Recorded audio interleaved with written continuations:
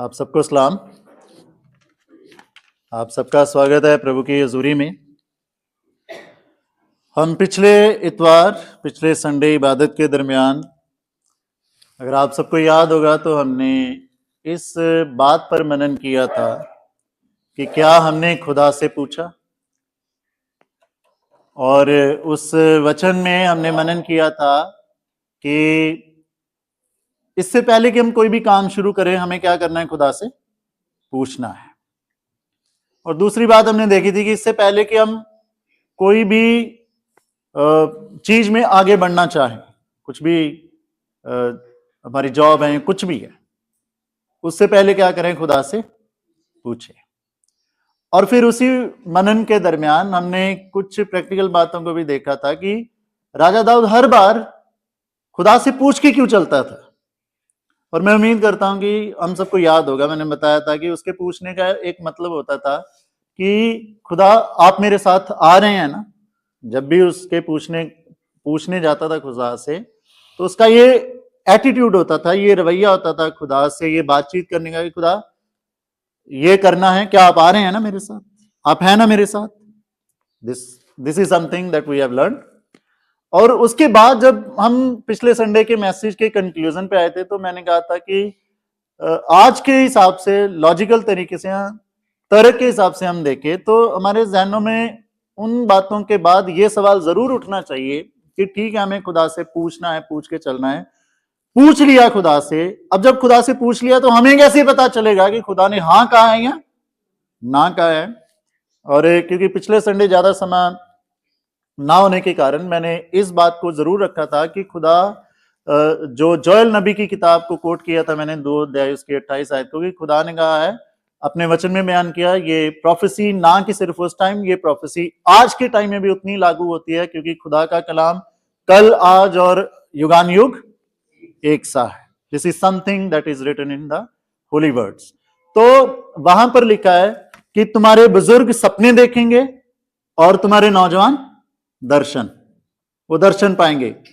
They will get a vision कि उन्हें क्या करना है, और उस विजन के हिसाब से, और आपके बुजुर्गों को जो सपने देखेंगे, गॉड खुदा अपने लोगों से बात करता है कि उनको क्या करना है, कि खुदा की हाँ है या ना है।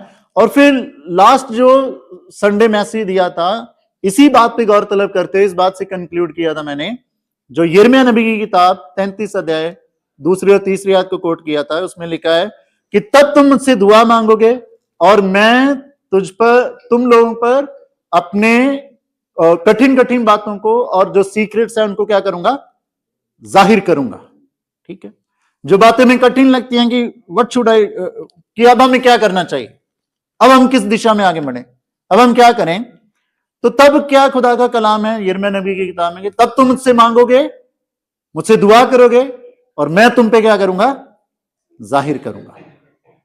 तो इस बात को हमने सीखा था, इस बात से लास्ट संडे का मैसेज कंक्लूड किया था, और इसी बात को कंटिन्यू रखेंगे कि कैसे जाने कि भाई खुदा ने मेरे इस बात के लिए जो मैं पूछ रहा हूं या पूछ रही हूं, खुदा की क्या रजा है।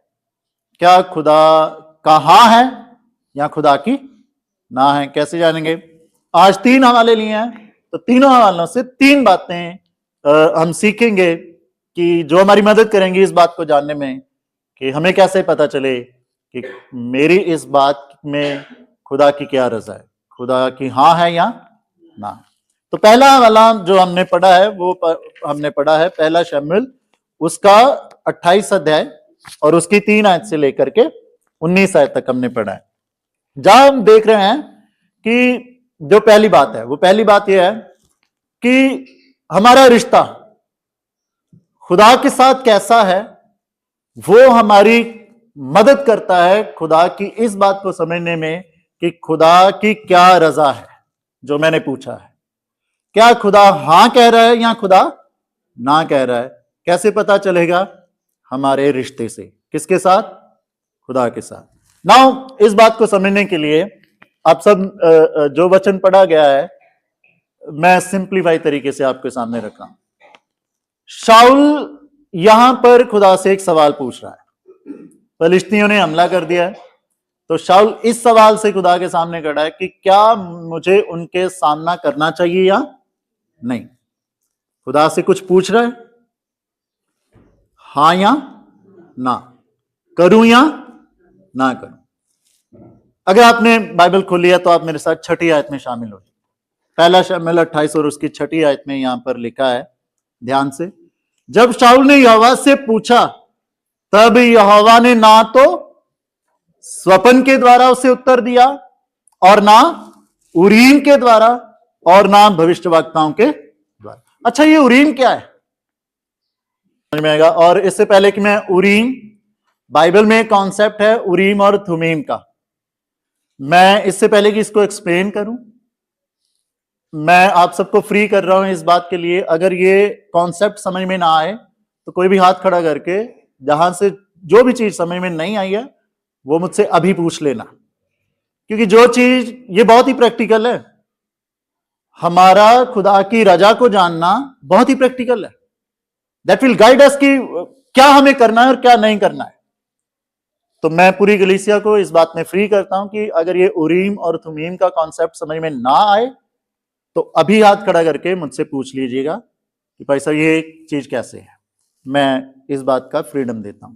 Now let's continue. आप लोग वो फोटो देख रहे हैं, उस फोटो में जो 12 पत्थर हैं उसके नीचे इंग्लिश में लिखा है उरीम और थुमीम। उरीम कलर का जो पत्थर है वो कौन से कलर का है? व्हाइट। थुमीम कलर का जो, थुमीम नाम का जो पत्थर है वो कौन से कलर का है? ब्लैक। ठीक है। अब इसकी एक्सप्लेनेशन आप और भी देख सकते हैं, जो कि निर्गमन की किताब में भी दर्ज है, लेवियों की किताब, लेवी व्यवस्था की किताब में भी दर्ज है और गिनती की किताब में भी दर्ज है। मैं इस कॉन्सेप्ट को सिंपली तरीके से समझा रहा हूं कि ये यहोवा परमेश्वर ने जब ड्रेस कोड डिसाइड हो रहा था, जब ड्रेस कोड समझाया जा रहा था मूसा को, तो खुदा ने मूसा को कहा था कि तू ये 12 पत्थर जो इसके हाई प्रीस्ट की चेस्ट पर रहेंगे, इसके साथ उरीम और तुमीम नाम के 2 पत्थर भी लगाना।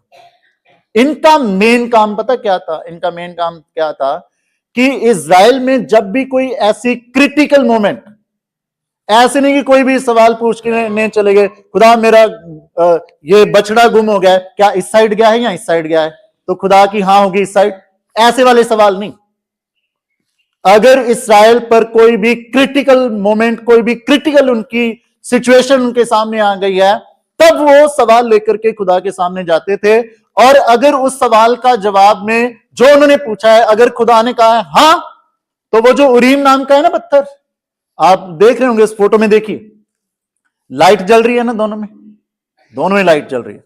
अगर खुदा की हां है तो उरीम नाम के पत्थर की लाइट जो है वो जलती थी, वो रोशनी आती थी वहां से। अगर खुदा की ना है तो थुमीम नाम का जो पत्थर है वो लाइट जलती थी। तो दिस वाज द कॉन्सेप्ट कि जो इजराइल में ओल्ड टेस्टामेंट में, पुराने नियम में हम देख सकते हैं, जो बहुत टाइम तक इजरायली लोग फॉलो करते रहे। जब भी वो किसी भी क्रिटिकल सिचुएशन में होते थे तो वो खुदा के सामने इस रीति से जाते थे और खुदा का याजक उस सवाल के, उस पूछी गई बात के जवाब को लेकर के कलीसिया के सामने आते थे कि भाई खुदा ने हां कहा है या ना कहा। यहां तक समझ में आ गया? जिसको नहीं समझ में आया पूछ सकता है, क्योंकि अब मैं इससे आगे बढ़ूंगा कि अब कैसे कनेक्ट होता है। अब जब एक टाइम ऐसा आया कि खुदा उरीम और तुमीम के द्वारा लोगों से बात करनी बंद कर दी। ये जो आप हमने पढ़ा है, क्या पढ़ा हमने कि जब शाऊल ने खुदा से सवाल पूछा तो खुदा ने क्या, हमने क्या पढ़ा यहां पर? ना खुदा ने सपनों के द्वारा, ना भविष्यवक्ताओं के द्वारा, ना उरीम के द्वारा खुदा ने उसे कोई जवाब दिया। खुदा ने उसे कोई जवाब नहीं दिया। तो एक ऐसा टाइम आया, खुदा ने उसे कोई जवाब नहीं। कब कैसा टाइम आया? जब शाऊल का रिश्ता खुदा के साथ ठीक, अब आप समझ रहे हैं खुदा की हां और ना कैसे पता चलेगी? जब हम, ये सब डिपेंड है मेरे और आपके रिश्ते जो खुदा के साथ है। आप समझ रहे हैं मेरी बात को? अब इसको मैं प्रैक्टिकल कनेक्ट कर रहा हूं क्योंकि ये डेवलप हुआ, ये उरीम और तुमीम कॉन्सेप्ट बाइबल में डेवलप हुआ।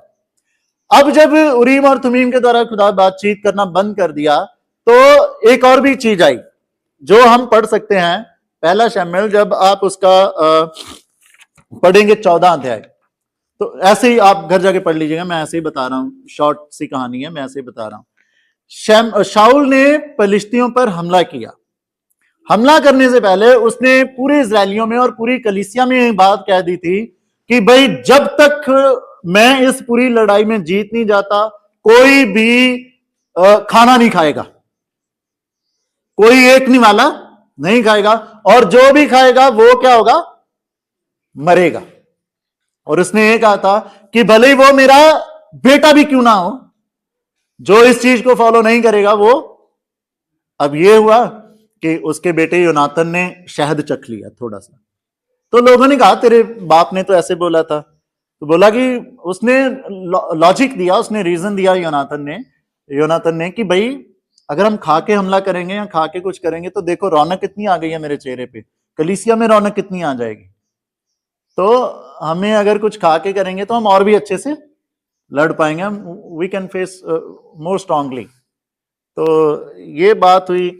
इसके बाद क्या हुआ कि इन चीजों का सामना हुआ जब शाऊल को फेस करना पड़ा फिलिस्तियों को, तो शाऊल को उस कदर की ब्लेसिंग नहीं मिल रही थी जो उसे मिलनी चाहिए थी। तो वो समझ गया कि किसी ने उस बात को वायलेट किया है, उस बात की उल्लंघना करी है। तो उसने पूरी जमायत को बुलाया, पूरी कलीसिया को बुलाया कि किसने उस बात की उल्लंघना करी है, और उसने फिर ये बात बोली कि अगर मेरा बेटे ने भी इस बात की उल्लंघना की होगी तो वो भी मारा जाएगा। अब कैसे पता चले? वहां पर, अब ध्यान से सुनिएगा, वहां पर फिर क्या हुआ था, चिट्ठियां डाली गई और चिट्ठी निकली योनातन के नाम की। वो बात अलग है कि बाद में कलीसिया के लोगों ने मिल करके शाऊल को समझाया, और समझाने के बाद योनातन को मारा नहीं गया। और यूनान अभी जब तर्शीश को भाग रहा था नीनवा की बजाय, तो सबने क्या डाला, चिट्ठी डाल के खुदा से पूछा कि क्यों हो रहा है ये, किसकी वजह से हो रहा है। फिर हम जब नए नियम में आते हैं तो जब यहूदा इस्करियोती की जगह एक नया चेला चुनना था, जब यीशु मसीह स्वर्ग में चले गए, ये तो 11 चेले थे, 12वें की जगह किसी और को चुनना था, तो कैसे चुना था, चिट्ठी डाली थी। आज के दौर पे, अब मैं आ रहा हूं प्रैक्टिकल दौर पे, अब ध्यान से सुनिएगा। आपको पता है आज भी बहुत सारे मसीही हैं जो इस कॉन्सेप्ट पे यकीन रखते हैं। वो खुदा से अपने परिवार के लिए या अपने किसी भी सवाल का जवाब पाना चाहते हैं, खुदा हाँ है या ना है, तो वो 2 चिट्ठियां डालते हैं, हाँ यस और नो। फिर वो दुआ करते हैं, वो दुआ करके जो भी चिट्ठी हाथ में आ गई, दे बिलीव कि ये चीज किसकी ओर से है। और मैं आपको किसी अंधविश्वास में नहीं डाल रहा हूं, दिस इज अप टू, ये हम पर है। क्योंकि खुदा के कलाम में से मैं सिर्फ एक बात आपके सामने रखना चाहता हूं, खुदा के कलाम में से हम सीखते हैं जैसा तेरा विश्वास वैसी तेरी। तो जिन लोगों का विश्वास है ना कि खुदा में ऐसे लीड करता है, लेट देम डू, हम उनको जज नहीं कर सकते। तो उरीम और तुमीम कॉन्सेप्ट हमें जब वो हिस्टोरिकली डेवलप हुआ तो आज हमें इस बात तक लीड करके लेके आया कि हम कैसे खुदा की रजा को जान सकते हैं कि उसने हाँ कहा है या ना कहा है। और एक बात यार जो 28 अध्याय में हमने देखा है, शाऊल को जब नहीं खुदा ने जवाब दिया, तो कई बार क्या होता था, उरीम और तुमीम जब इजरायली लोग पूछने जाते थे तो ना उरीम वाले पत्थर की लाइट जलती थी ना तुमीम वाले पत्थर की लाइट जलती थी। मतलब कि ना खुदा का जवाब हाँ में आया है ना में आया। तब क्या समझे, यहां पर ये मेनली सीखने वाली चीज है।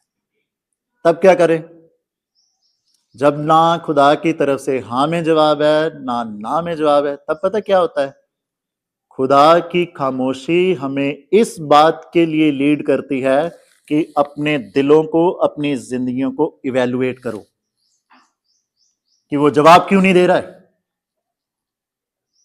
आपको पता है जब शाऊल ने उस जादूगरनी के पास जाकर के शमूएल को बुलाया, तो शमूएल ने क्या कहा, शमूएल ने कहा जब खुदा ने तुझे छोड़ दिया तो मैं तेरा क्या करूं। आप समझ रहे, खुदा ने क्यों छोड़ दिया था? बताइए क्यों छोड़ दिया था? खुदा ने शाऊल को क्यों छोड़ दिया था?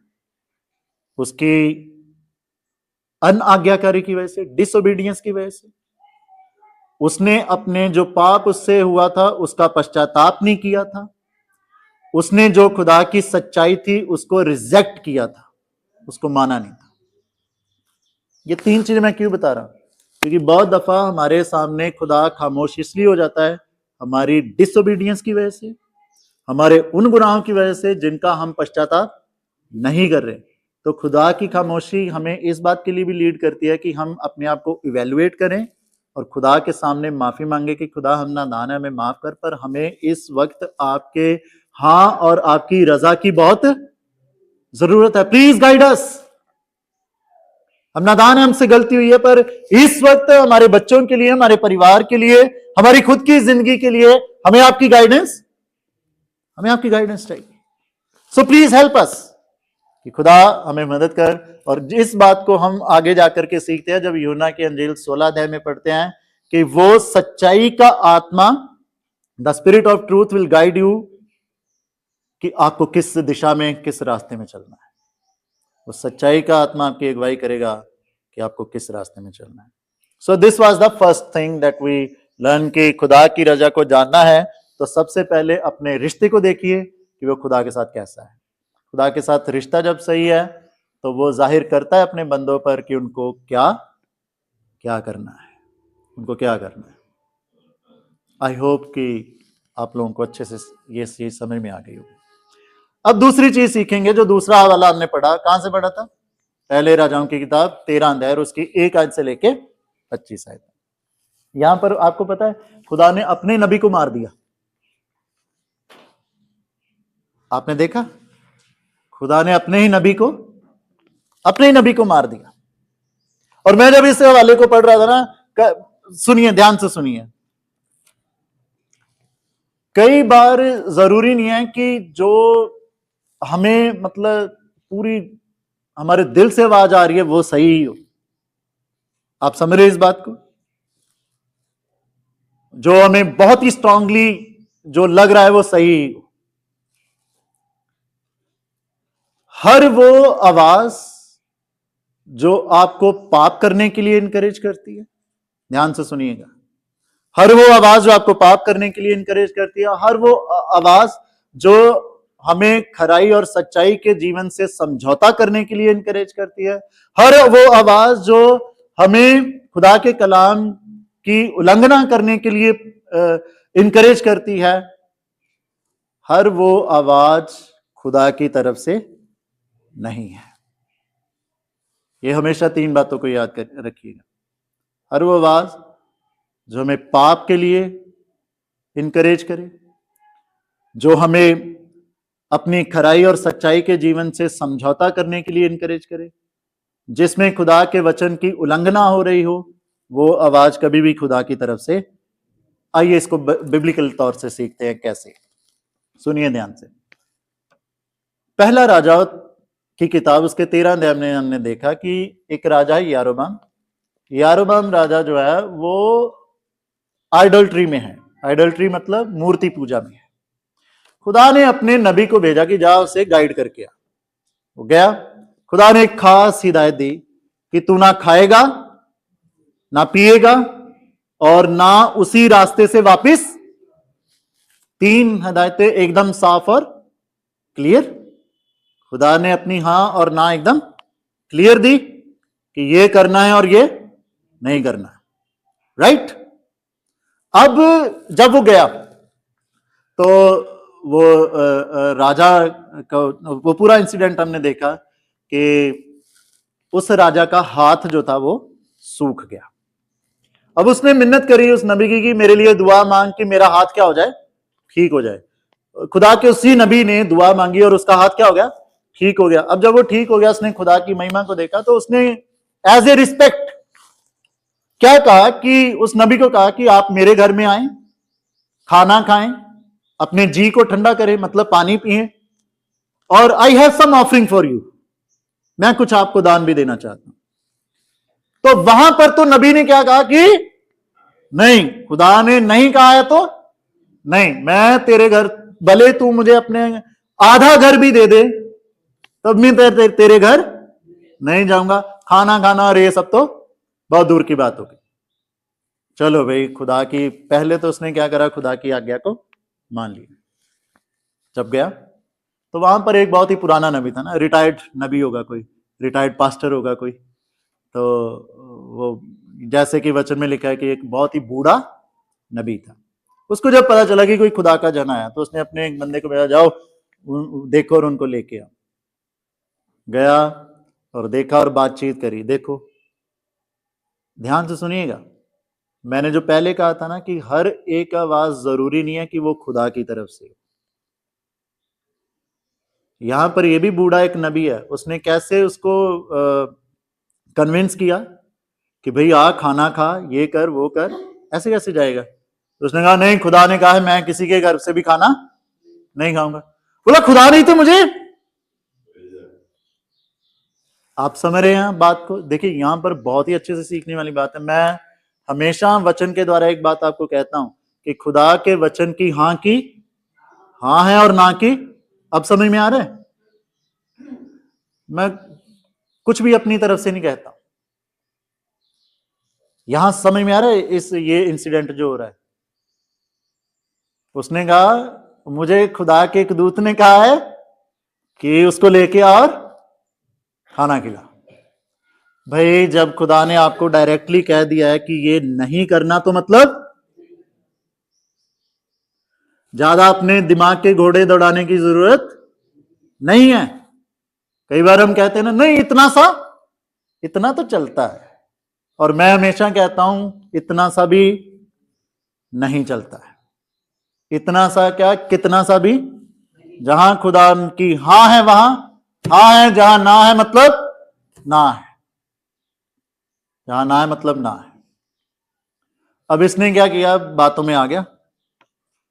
अब जब बातों में आ गया, इसलिए मैंने शुरू से कहा था कि हर वो बात जो आपको पाप करने के लिए इनकरेज करे, जब खुदा की बात नहीं मानी जाती तो वो क्या होता है, वो पाप ही होता है। हर वो बात जो आपको पाप करने के लिए इनकरेज करे, हर वो बात जो आपको खराई और सच्चाई के जीवन से परे करे, हर वो बात जो आपको वचन की उल्लंघना करने के लिए इनकरेज करे, वो बात खुदा की तरफ से। तो यही समझना है हमें, यहीं पर है खुदा की हाँ और ना की ना। आप जो भी खुदा से पूछ रहे हो, इन तीन उस मापदंड पे माप लीजिए, you will get the answer कि खुदा की हाँ है या। अगर आप जो पूछ रहे हैं, अगर उसका जवाब आपको इनकरेज कर रहा है पाप करने के लिए, आपको इनकरेज कर रहा है खराई के जीवन से परे करने के लिए, आपको इनकरेज कर रहा है खुदा के वचन की उल्लंघना करने से लिए, तो चाहे कितनी भी स्ट्रॉन्ग डिजायर आपकी क्यों नहीं हो रही है, वो मत करो। उसमें खुदा की क्या है, ना है हां नहीं है, मत करो। मैं और प्रैक्टिकल आता हूं, चाहे वो लव मैरिज का डिसीजन हो, चाहे वो कोई भी डिसीजन हो, जहां खुदा की ना है चाहे कोई भी डिसीजन हो।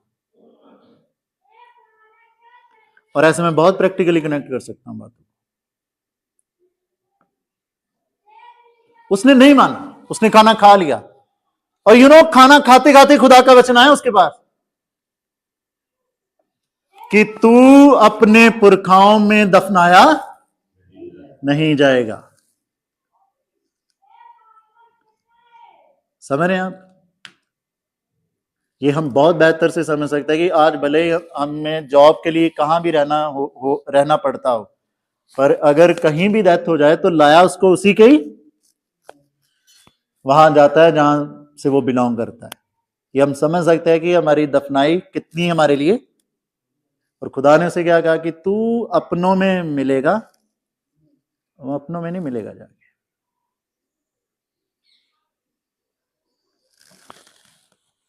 तो ये जो दूसरी बात हम सीखते हैं कि खुदा अपने कलाम के खिलाफ कभी भी जाता नहीं। उसके कलाम से ही हम समझते हैं कि खुदा की हाँ है या ना है। इसलिए खुदा से दुआ करे, पता क्या दुआ करे, जो आज के कलाम की शुरुआत में कॉल टू वर्शिप में हमने एक वचन पढ़ा, भजन संहिता 32 और उसकी 8 आयत, वहां पर पता क्या लिखा है? मैं तुझे बुद्धि दूंगा और तेरी अगुवाई करूंगा कि तुझे किस मार्ग पर चलना है। ये दुआ we need to ask, this prayer we need to ask. तीसरी और आखिरी बात, and this is something practical that I am going to teach you, और मैं चाहूंगा कि हम लोग इस पे प्रैक्टिकली तौर पर शामिल हों। मैं चाहूंगा इस पर हम प्रैक्टिकली तौर पर शामिल हों। वो तीसरी बात यह है कि खुदा की हाँ और ना हम कैसे समझेंगे। यहां पर अभी चर्च में हम सारे अजीज हैं, कोई भी अजीज जो भी अपने सवाल के साथ है, किसी भी सवाल के साथ है, कुछ भी खुदा से पूछना चाहता है, वो खड़ा हो जाए अपनी जगह पे। जो भी कुछ भी पूछना चाहता है, नहीं मैं यहां पर आप नहीं चाहता हूं कि आप बोल के मुझे बताएं, नहीं, मैं आपको एक प्रैक्टिकल रास्ता दिखा रहा हूं कि जब खुदा की रजा को जानना है तो कैसे जानना है। शर्माए मत।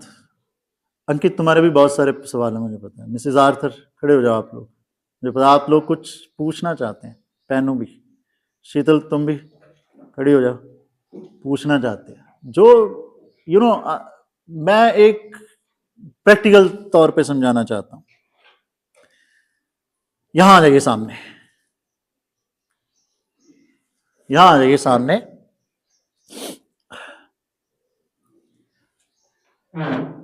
ऐसे सीखेंगे तो आई विल बी हैप्पी कि आप इन चीजों को अप्लाई करेंगे। प्लीज नील डाउन हो जाइए यहां सामने, खुदा की वेदी के सामने। जैसे आप प्रभु भोज लेते हैं वैसे नील डाउन हो जाइए। जो भी सवाल है आपके, आप प्लीज, नहीं है जगह तो खड़े हो जाइए, कोई प्रॉब्लम नहीं। आराम से दुआ की हालत में हो जाइए। और जो भी पूछना चाहते हैं ना, 1 मिनट का टाइम है आपके पास। वो 15 मिनट वाली दुआ मत कीजिएगा, 1 मिनट का टाइम है आपके पास।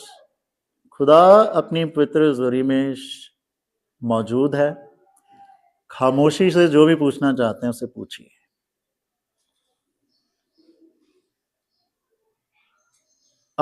खुदा की हजूरी में से आप जवाब लेके जाएंगे। जो भी पूछना चाहते हैं अभी पूछिए।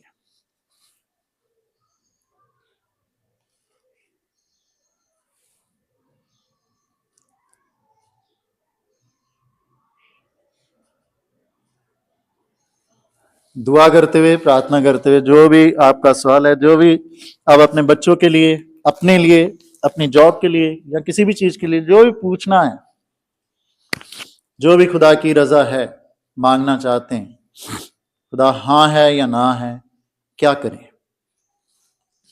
हमें नहीं समझ में आ रहा है, आप बताएं। ओके, आई होप कि आप सबने पूछ लिया होगा। पूछ लिया? पूछ लिया। अब आप खड़े हो सकते हैं सामने। अभी आपने क्या किया? मैं ये नहीं कह रहा हूं कि आपने क्या पूछा, अभी आपने क्या किया, ये मुझसे बात कीजिए। अभी आपने क्या किया?